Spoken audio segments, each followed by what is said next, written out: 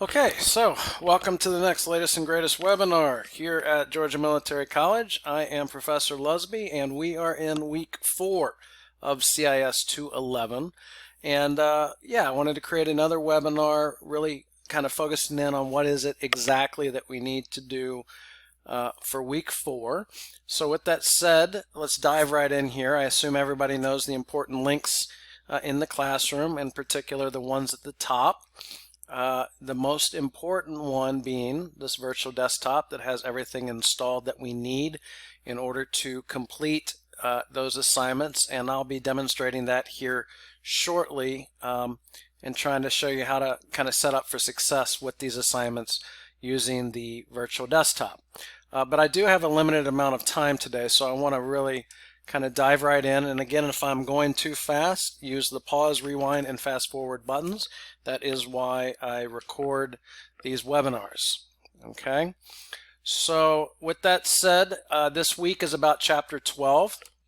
And if we look at chapter 12 in your book, it is finally about GUI programming, right? Creating a graphical user interface that has UI or UX components on it that create for a much more user-friendly environment than the command line interface applications that we've been building.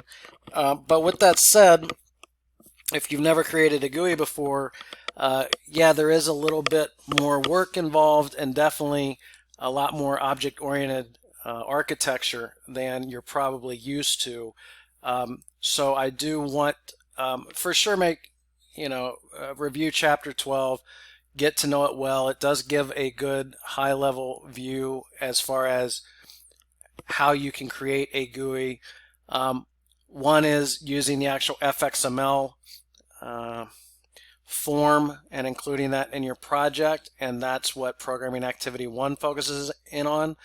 Another way is you can actually programmatically create the GUI in code, and you don't even need an FXML layout form, but that's kind of what Programming Activity 2 focuses in on. So there are a couple different ways to create a GUI, but I will say this, that you can be much more efficient with your time if you learn how to use that FXML layout form properly versus trying to build a GUI programmatically and creating all those different UX components and specifying where they are on the screen programmatically is it's a major time sink. So anyways, make sure you review this, because at the end of week 4, we have a midterm. All right, so for sure you want to review the chapter to help you complete the discussion forum and the programming assignment.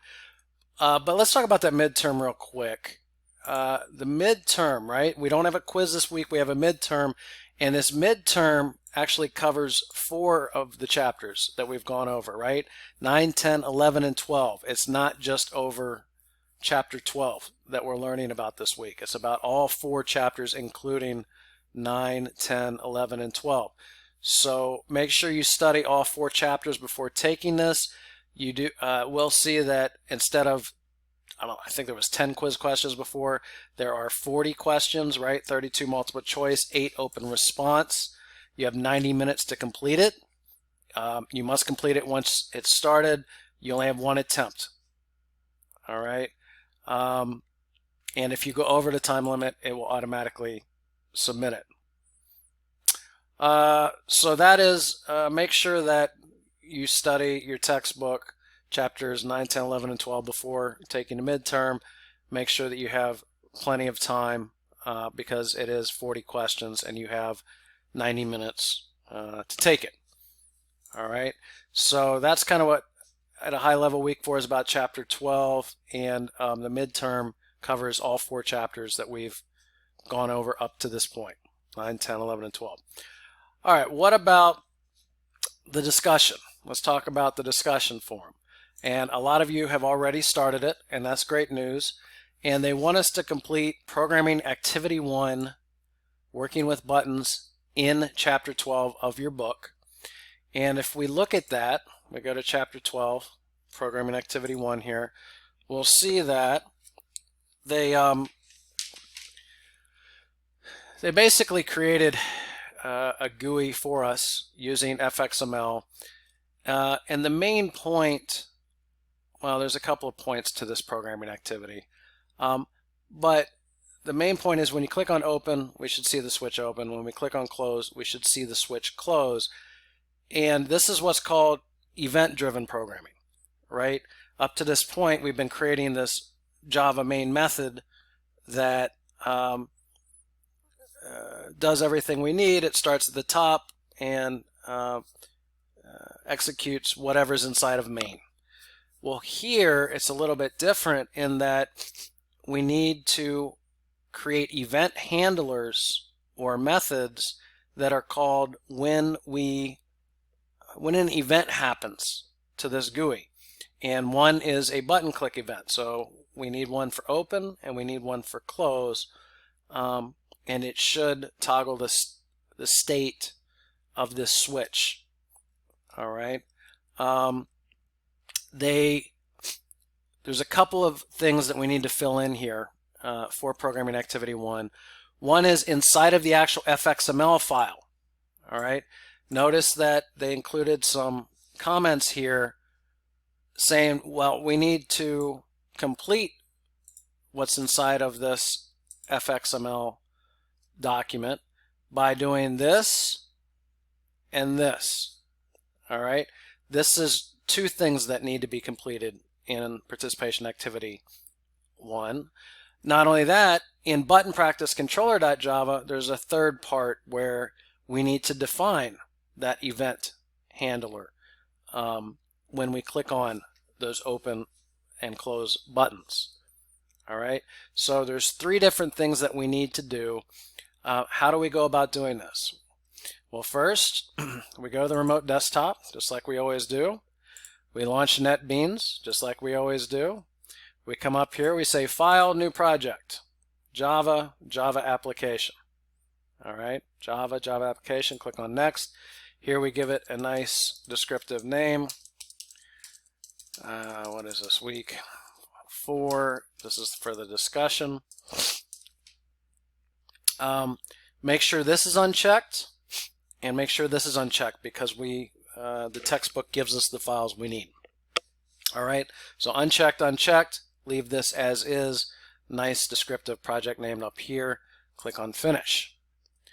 All right, once we click on Finish, we should see a nice empty project here. We want to go to the classroom inside of the virtual desktop. Oh, wait a sec, wrong class. And open the classroom inside of the virtual desktop so we can scroll down here and we want to click here. This is where the files are for the textbook. So go ahead and click on the textbook activity framework files, this zip link here. And once it downloads it, go ahead and open it up. And what we want is, I believe, chapter 12, programming activity 1. Here are all of the files needed for programming activity 1. Go ahead and minimize that.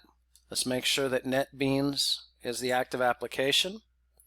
Let's bring back up that folder that has our files. Let's highlight all of those files and let's drag and drop them here into the default package. All right. Now, remember that it wants us to do 2 things. Number 1, update this FXML file, and number 2, update button practice controller. So if we look inside the FXML file, we see the comments telling us, hey, you need to update this border pane item so that it points to button practice controller, because currently it does not. Number 2, you need to insert the UX elements, HBox, buttons. Is there a field, text field? No, just HBox and buttons here inside of the FXML file, so that it draws that HBox with those 2 buttons here. So that's That's the fxml file they want us to update. And then inside of the button practice controller, here, they want us to create a brand new method called flip that will basically open and close that, right? We'll basically open and close the switch component here.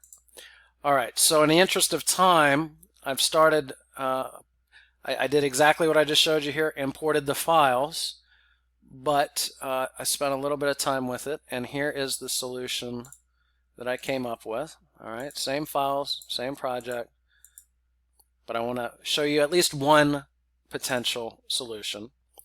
So for the fxml file, notice that in order to tell this fxml file where the code is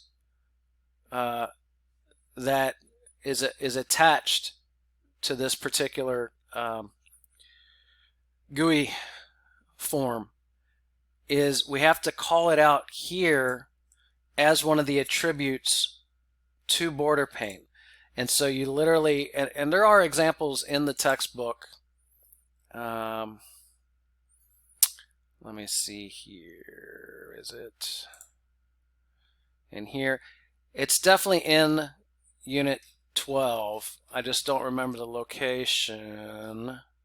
But there's a bunch of really good examples in here. And I would definitely suggest going, you would have to go through these and find a good, gosh darn it, where is it?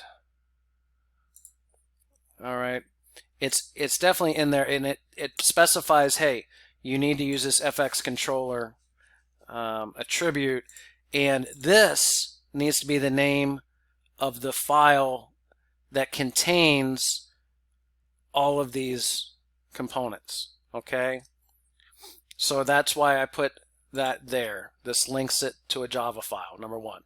Number two, well, this is how you define an HBox component, which is in the book, and these are how you define the two buttons.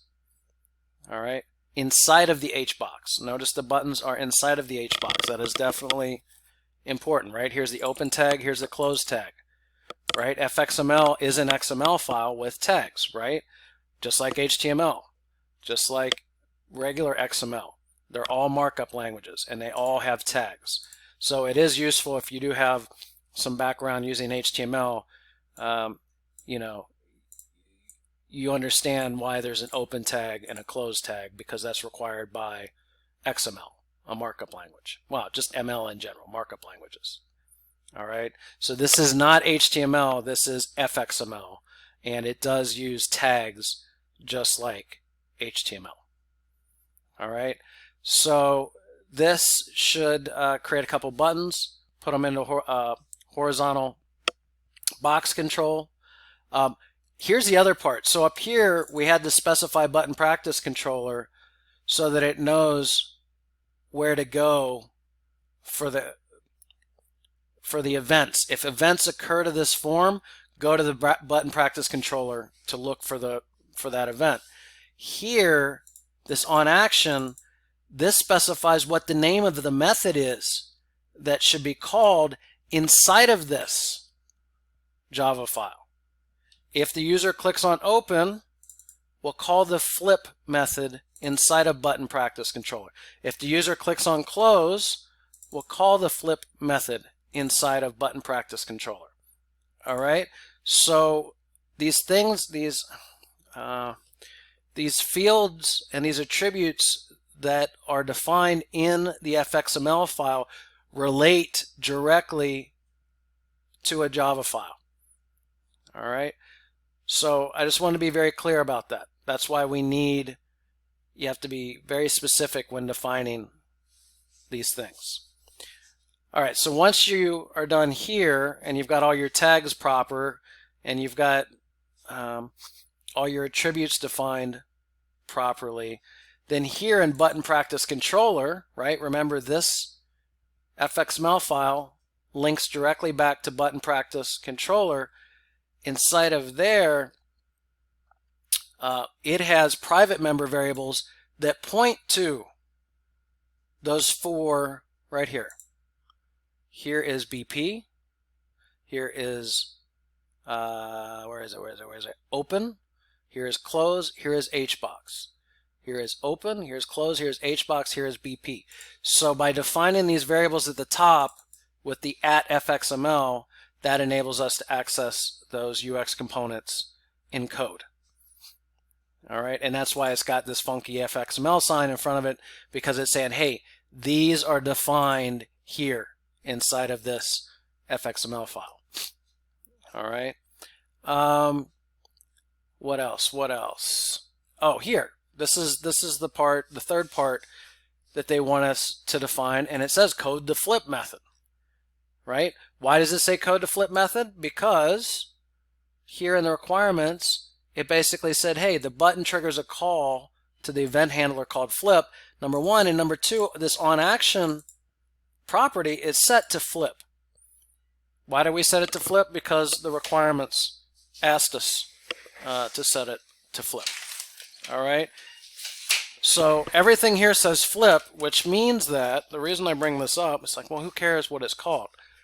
Because it's going to look for a method in that Java file with the name flip. And it has to be exact. If you were to put flip2 here, and you don't have flip2 in your Java file, it's going to crash because it can't find that method. All right.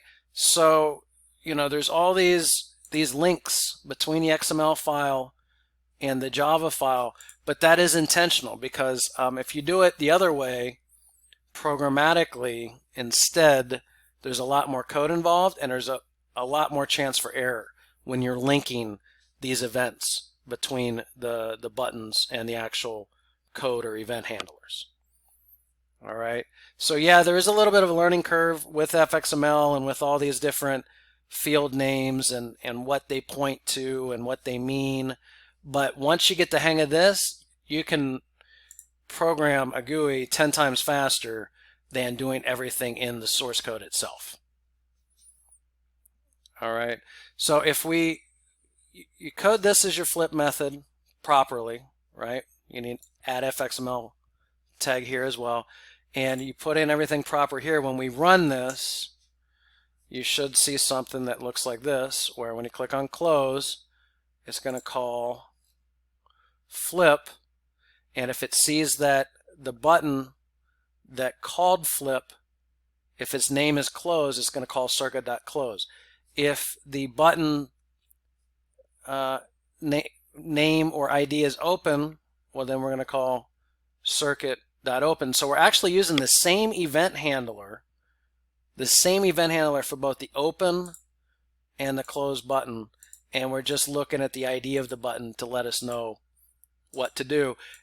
Another way we could do this is having two separate event handlers, maybe one called open event and the other one called close event, and that would be another way to do this, is we could define two event handlers that we call out in the fxml file. Instead of just putting flip, we'd have on event, off event, or open event, close event. We would just need two methods here instead of one. All right, so that gives you an idea as far as one possible way to complete this programming activity for the discussion. And again, at the end of the day, for this discussion, as long as you make a valid attempt at it and you see the challenges and you can speak to those challenges in the discussion and speak to these questions in the discussion, I'm happy. Right? 150 words initial post by Wednesday at midnight. Respond to 2 other posts by Sunday at midnight for full credit. All right. So that is the other thing that we need to do in week 4. All right. And then finally, the programming assignment. Okay, this is where things get a little bit tricky. Let's talk about the programming assignment.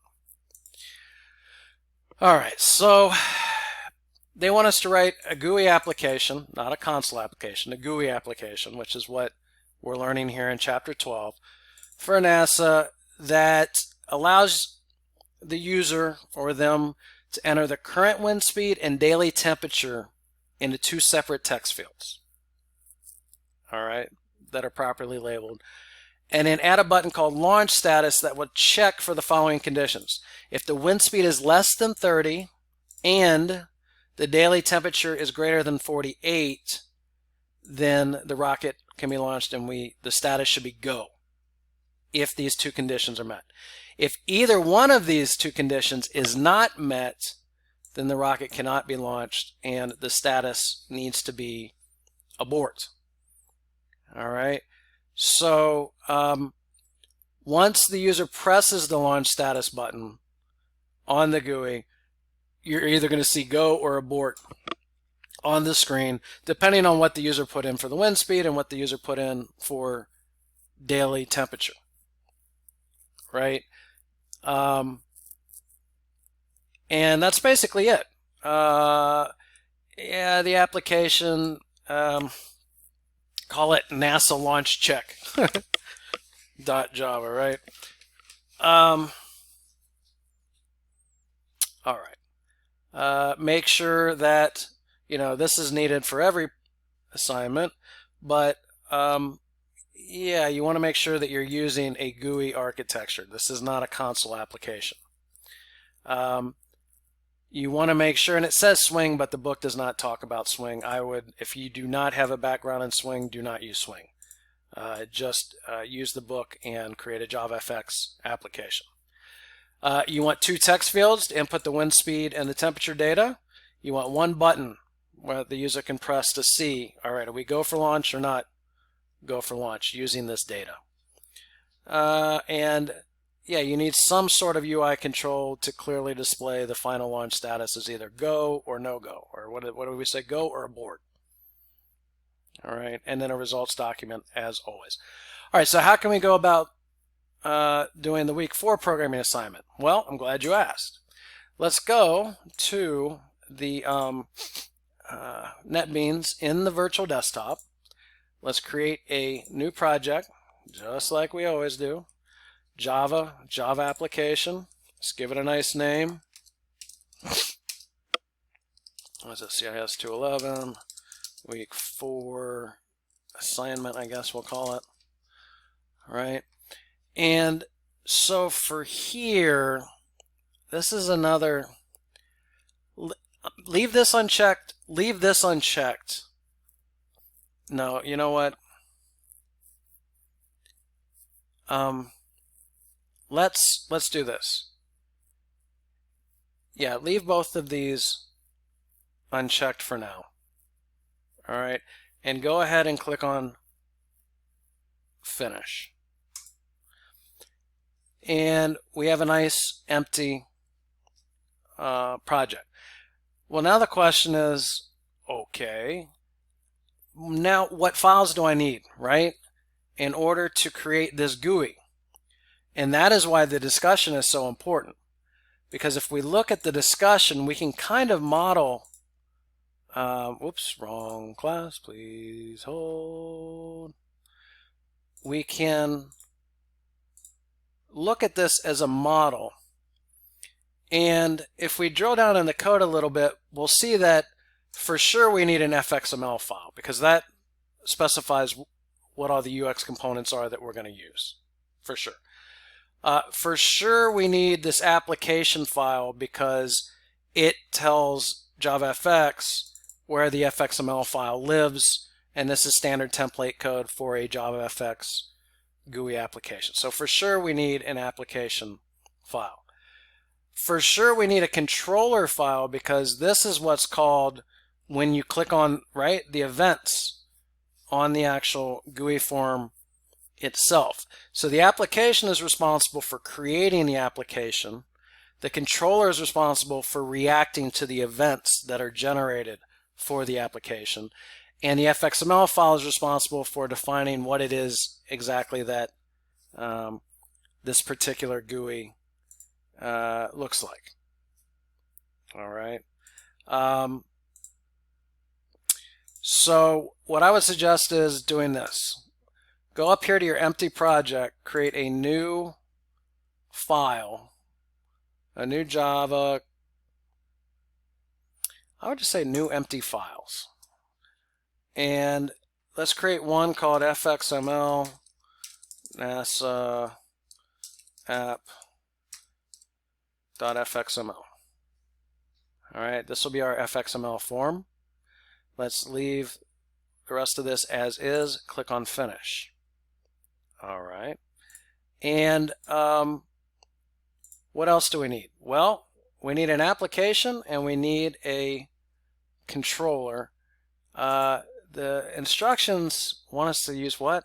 NASA launch check. All right, so maybe we do like this. New empty file, NASA launch check application .java, and let's do another one. NASA launch check controller .java. All right, leave everything else as is, and this is we basically created the files we need, right? So now the question is, well, what do we use as the contents? All right, and I guess where I started was I went to the fxml file and said, well, hey, in the discussion there was an fxml file.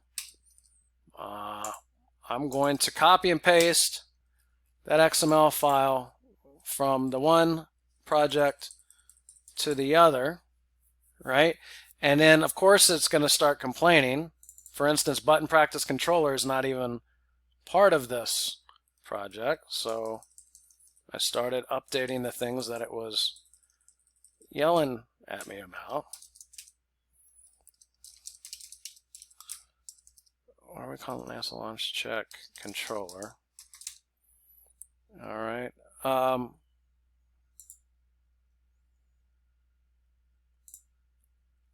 And eventually, because I'm short on time,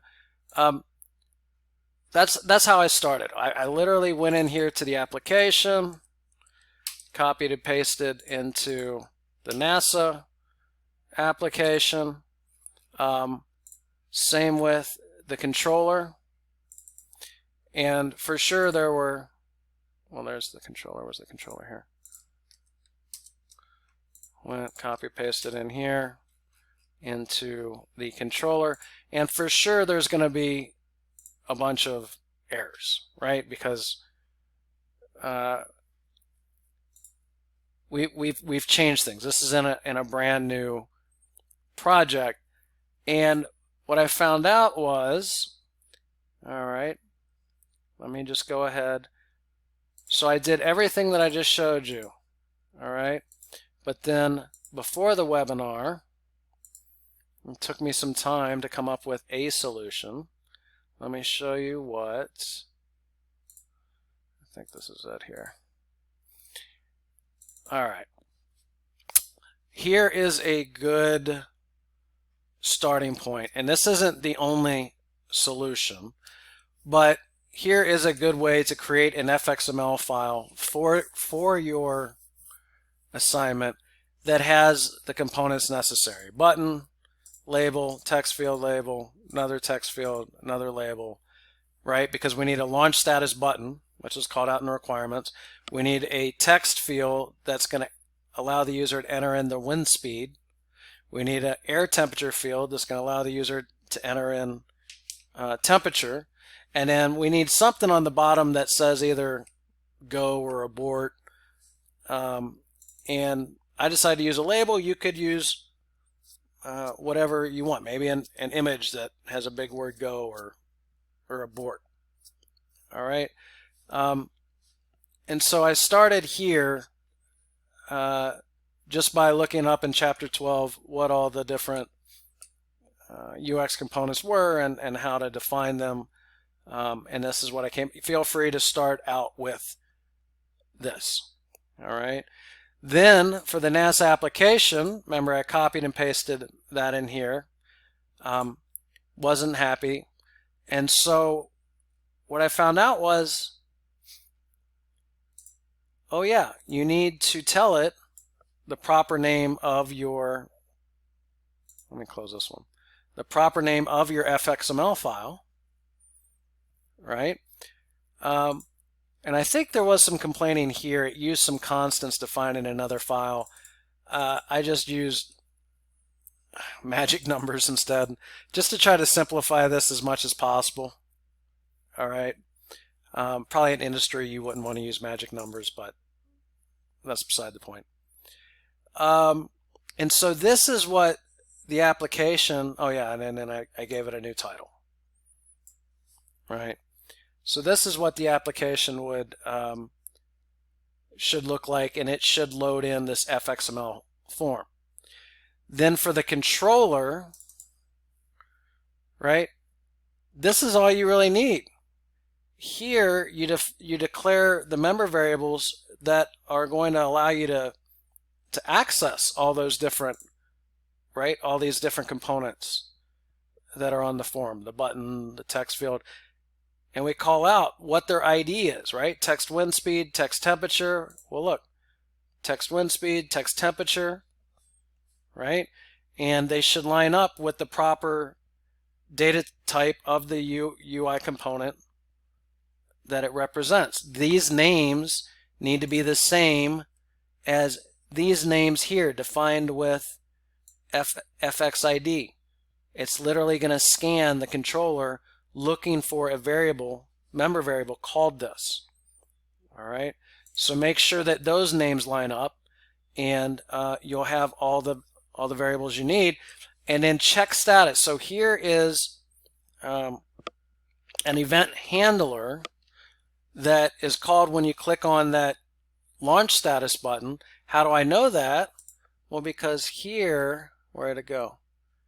Launch status button on action equals check status, right?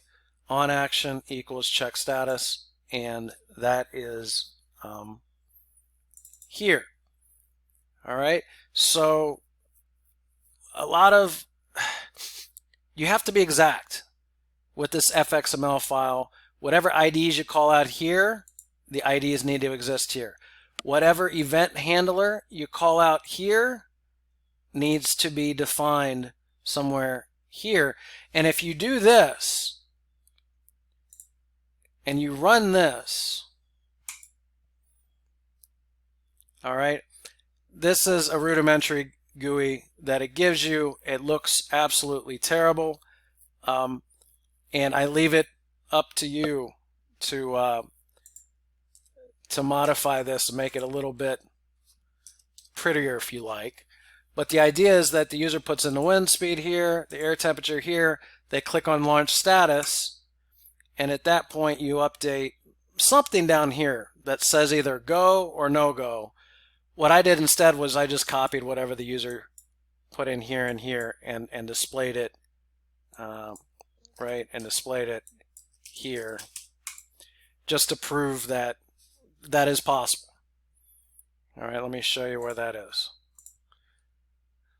Right, as long as we use these member variables, text wind speed, text temperature, we can get the text out of them that the user typed in, and we can use that text. You know, I'm basically just displaying it back to the screen, but you could use it here, right, to see if the temperature and the wind speed are good values for launch.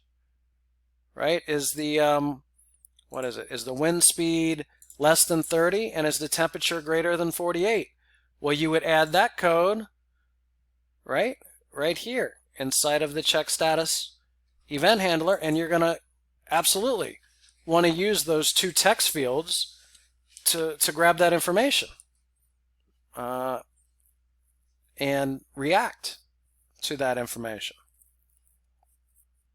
Okay, so this is kind of a bare bones JavaFX GUI. Feel free to make it prettier. Feel free to make it your own, but it does need to meet, right, these requirements where if the wind speed is less than 30, temperature is greater than 48, then definitely the launch status is go, and that needs to be displayed somewhere on the application. If if either one of those conditions is false, then for sure launch status is abort, and that needs to be shown on the on the GUI, somewhere on the GUI application, go or abort once the user clicks on launch status. Okay. So once you have that, then yeah, right, the results document. So for sure, when you create the results document, and this is from my previous class, but name, assignment date, you want that at the top. For this particular program, you have 3 files, right? The application, the controller, and the FXML file. I want to see all 3 of these files in the results document. Copy and paste in its entirety, right? This one, this one, this one, and neatly label the name of the file and then put the actual file contents underneath of it. Name of the file, file contents underneath of it. All right. Then at the bottom, screenshots of output. This is where I want screenshots. I don't want screenshots for code up above here. I want screenshots of it running, meaning that when we run this, where'd it go? When we run this, I want to see this, and I want to see it with different wind speeds and different temperatures, and you click on launch status, and I want to see the proper status at the bottom. This means that you're going to need to run this a few different times, right? With a few different wind speeds, a few different temperatures. For some wind speeds and temperatures, I would expect to see abort. For other wind speeds and temperatures, I would expect to see go for launch, right? So you're going to need to do several screenshots using the snip. Don't forget about snip. Snipping tool. And once it's there, you know what? Just say new and tell it full screen snip. This has everything on it I need, right? You literally say copy and then paste that directly into your Word document at the bottom, if I can get there. Whatever. Somewhere there. All right. And then submit this results document. And if you can, submit the actual Java files as well and the FXML file, just in case I have any questions about what's contained in the results document.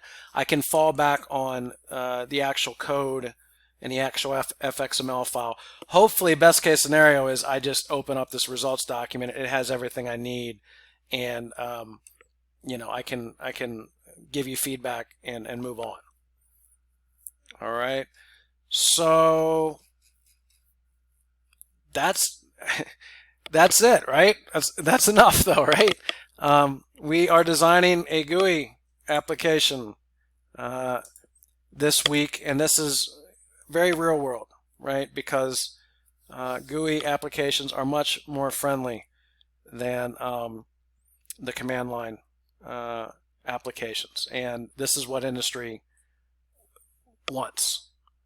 Command line is also good for some really low-level types of tools, let's say IT admin kind of stuff, but to the average user they want a GUI. And so with that said, please continue to provide me feedback, right? Like, comment, email, whatever it is. Let me know what you like, what you don't like. That's what keeps me going. And if you get stuck, yeah, definitely reach out, and I'll see if I can provide some further guidance. So with that said, have a great rest of your week, and let me know how I can help.